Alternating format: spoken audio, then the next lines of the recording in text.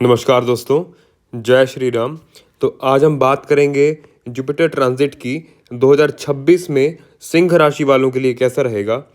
तो देखिए दोस्तों, जो जुपिटर हैं वो अभी सिंह राशि वालों के लिए 11वें स्थान में गोचर कर रहे हैं। ये गोचर सिंह राशि वालों के लिए बहुत लाभदायक है। अब लाभदायक किन चीज़ों के लिए है? जब बात आएगी पैसे की, प्रॉफिट की, और जब बात आएगी एंजॉयमेंट की, करेज की, बिजनेस की, और पैसे की, प्रमोशन की, इन सब चीज़ों के लिए ये गोचर बृहस्पति का सिंह राशि वालों के लिए बहुत ही शुभ है। आगे इस वीडियो में हम देखेंगे कि बृहस्पति का गोचर 11वें भाव में सिंह राशि वालों के लिए क्या परिणाम दे सकता है, और विस्तार से हम चर्चा करेंगे। तो देखिए दोस्तों, कभी भी गोचर देखने के लिए हमें देखना होगा कि बृहस्पति जो है वो कौन से भाव में गए, वो भाव किस चीज़ का है और किस राशि के अंदर गए। तो देखिए, बृहस्पति जो कारक हैं विजडम के, एक्सपेंशन के, कंसल्टिंग, धर्म के, जब भी धर्म की बात होगी जुपिटर की बात होगी, बृहस्पति की बात होगी, एथिक्स की बात होगी तो बृहस्पति की बात होगी। बृहस्पति जा रहे हैं 11वें भाव में, तो 11वां भाव किस चीज़ का है? 11वां भाव आपकी इनकम, प्रॉफिट, आपके लार्ज नेटवर्क सर्कल, फ्रेंड्स का है, आपकी इच्छाओं का है, आपके एल्डर सिबलिंग का है, और सफलता का भी है।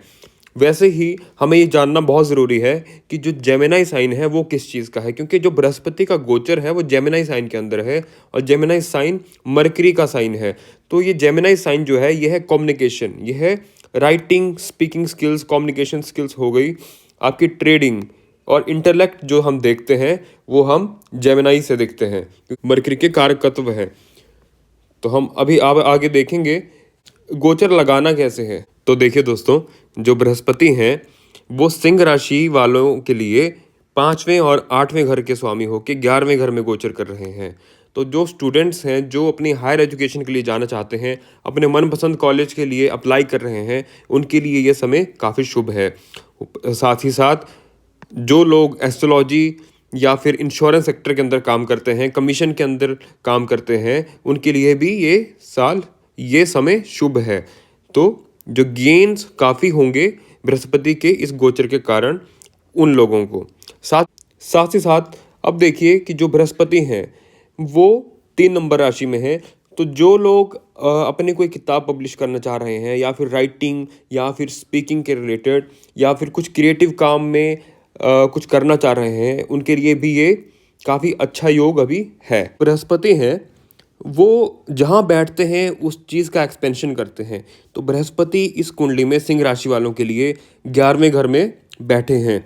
इसका मतलब कि सिंह राशि वालों के लिए जो उनके प्रॉफिट के जो स्रोत हैं, जो प्रॉफिट के जो सोर्सेज हैं वो बढ़ेंगे। अगर किसी का पैसा रुका हुआ है तो रुका हुआ पैसा उनको मिलेगा। साथ ही साथ देखिए, ये घर जो होता है ये होता है नॉन प्रॉफिट ऑर्गेनाइजेशंस का। तो हो सकता है कि आपका मन करे कि आप किसी नॉन प्रॉफिट ऑर्गेनाइजेशन के साथ जुड़ें। साथ ही साथ ये घर लार्ज नेटवर्क सर्कल्स का भी है। तो हो सकता है कि लार्ज नेटवर्क सर्कल में आप जाके उनसे ऐसे जुड़ें कि जहां आपको आपके कम्युनिकेशन का, आपके स्पीकिंग स्किल्स का वहाँ पे यूज़ हो, क्योंकि बृहस्पति जो है वो 3 नंबर राशि में है, जेमिनी के अंदर है, जो कि कम्युनिकेशन और स्पीकिंग स्किल्स की राशि है। तो जब बृहस्पति 3 नंबर में 11वें घर में जाएंगे तो इन चीज़ की जो पॉसिबिलिटी है वो काफ़ी प्रोमिनेंट हो जाती है। और देखिए दोस्तों, जो लोग अपने बच्चों की प्लानिंग कर रहे हैं, जो लोग कंसीव नहीं कर पा रहे थे, या फिर जो लोग ऐसा विचार कर रहे थे कि उन्हें बच्चा कब होगा, उन्हें संतान कब होगी, तो बृहस्पति अपनी अमृत भरी दृष्टि से 5वें घर को भी देखते हैं। तो ये काफ़ी शुभ समय है उन लोगों के लिए जो संतान की इच्छा रखते हैं। साथ ही साथ 7वें घर पे गुरु की दृष्टि है।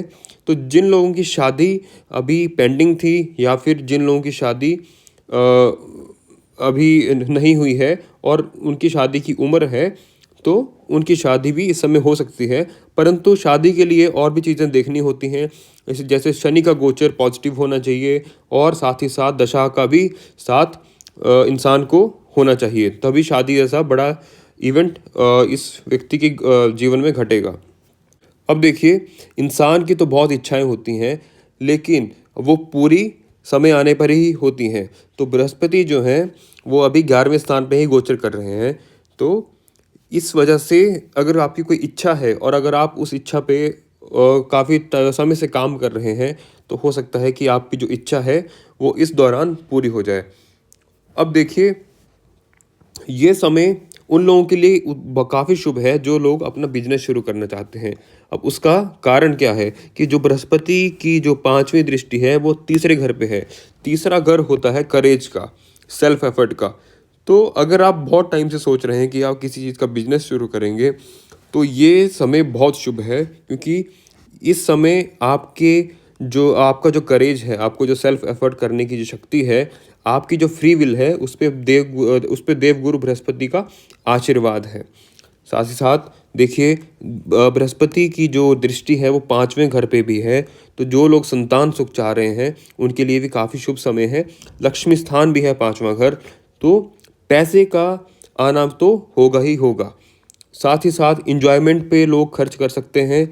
और जो लोग धार्मिक दृष्टिकोण से अगर इसे देखना चाहें, तो मंत्र सिद्धि के लिए यह समय काफ़ी अच्छा है। और एक और बात, बृहस्पति की जो सातवीं दृष्टि माफ़ कीजिएगा, जो बृहस्पति की जो नवीं दृष्टि है वो सातवें घर पे होने के कारण बिजनेस पार्टनरशिप और रिलेशनशिप में काफ़ी अच्छा समय ये सिंह राशि वालों के लिए है। तो इस तरह से आप देखेंगे कि बृहस्पति जहाँ बैठे हैं और जहाँ जहाँ उनकी दृष्टियाँ हैं, तो वो चीज़ें काफ़ी प्रोमिनेंट हो रही होंगी। लेकिन आपको इस बात का ध्यान रखना है कि कोई भी बड़ा इवेंट किसी के जीवन में होने के लिए दशा को ट्रांजिट के साथ लगा के देखना है, तभी फाइनल रिजल्ट आप दे सकते हैं। तो अगर मान लीजिए कि अभी देखिए, बृहस्पति देव की दृष्टि जो है वो तीसरे घर पे है।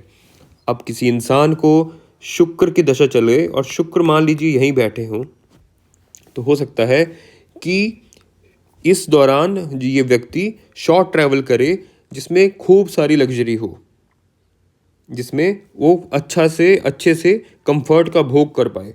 ऐसा हो सकता है कि वो कुछ कम्युनिकेशन डिवाइस जैसे मोबाइल फ़ोन पे खर्चा करे, क्योंकि शुक्र जो हैं वो तीसरे घर में बैठे हैं, वो भी तुला राशि में, अपनी ही राशि में। और ऐसा भी हो सकता है, अब देखिए कि जो बृहस्पति हैं, बृहस्पति की दृष्टि तो पांचवें घर पे है, साथ ही साथ इंसान को इस समय बृहस्पति की ही दशा चली हो, तो ये समय काफ़ी प्रोमिनेंट हो जाता है कि व्यक्ति को संतान प्राप्ति होगी।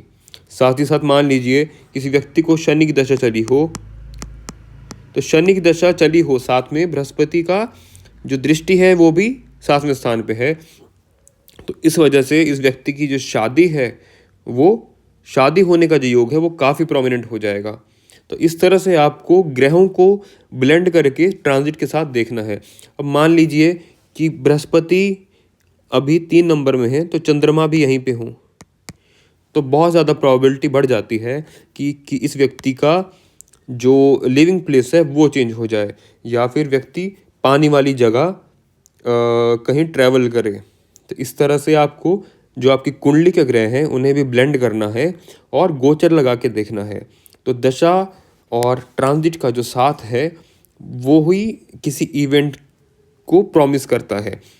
तो ये रहा दोस्तों सिंह राशि वालों के लिए बृहस्पति का गोचर मिथुन राशि में, जो कि अभी 1 जून 2026 तक रहेगा। उसके बाद देवगुरु बृहस्पति कर्क राशि में जाएंगे। उसकी चर्चा हम अगली वीडियो में करेंगे। धन्यवाद।